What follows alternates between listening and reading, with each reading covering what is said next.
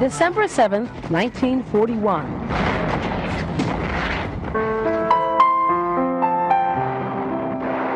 It was just unbelievable, terrible.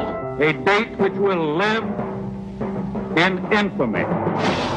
It was something that we just never thought would ever happen to us. The attack on Pearl Harbor awoke a sleeping giant, and it was the day America lost her innocence. They were boys before that happened, and they were men after that. These men completed a top-secret mission which helped end the war, only to face a Titanic disaster. Their unsinkable ship went down in only 12 minutes. We were surrounded by sharks, and all of a sudden, like lightning, they'd come up and took one of my buddies, and I never saw him again. And those are the people we are honoring this Memorial Day, those who died, those who fought, and those who suffered as prisoners of war. You were going to do what they wanted you to do or die. From World War II to Vietnam, our guests today are part of a living history. We're dying fast. Real stories, real survivors, real heroes remembered. Next on Debra Duncan.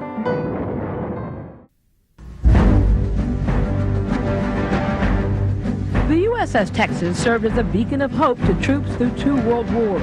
But now the battleship has assumed a new role, right in our own backyard here in Houston. This ship played a real historic role in World War II. However, in the movie Pearl Harbor, it has an expanded role of sorts. That's right. This ship, during the filming of the movie, portrayed at least 3 and possibly 4 different battleships, as well as the aircraft carrier USS Hornet. This room, the radar room of the Battleship Texas, portrayed the Combat Operations Center of the USS Hornet, which was the ship which carried Doolittle's raiders during the bombing of Tokyo in April of '42. To me, the most special thing about this ship is it is the only battleship in the world that served in World War I and World War II and remains with us today. This was a good gun, and if it hit something, it could, of course, bring it down. James Lamb truly understands the importance of preserving the Battleship Texas. He served on the ship during World War II. I was afraid. Every other man aboard this ship was afraid, but they did their duty. It was an aging experience. I was, 23 years old at that time. And when you see a kamikaze coming at you, and they did come at us regularly, it is a terribly frightening experience.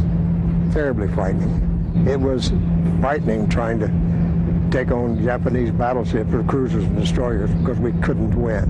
Muzzle velocity was 2,700 feet per second. So definitely enough to bring down a kamikaze plane. If they hit it. This life on board of a ship is not easy. All right, we're standing in here, we're like sweating. We can look at the bunks and they're just like stacked one on top of each other. This was a sacrifice for these men. It was a hard life.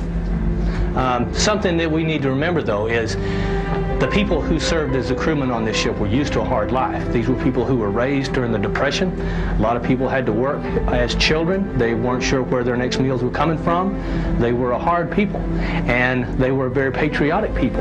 And many of that generation felt it was their duty to serve our country. They paved the way for the America we know today. That's correct.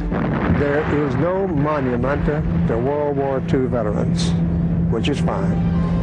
But every time you go into a mall, or every time you wake up in the morning and you don't have to worry about being grilled by some foreign military personnel, that is our monument and that is our gift to this country. We did our duty. I hope that the generations coming along will eventually realize that what they have was earned by others for them.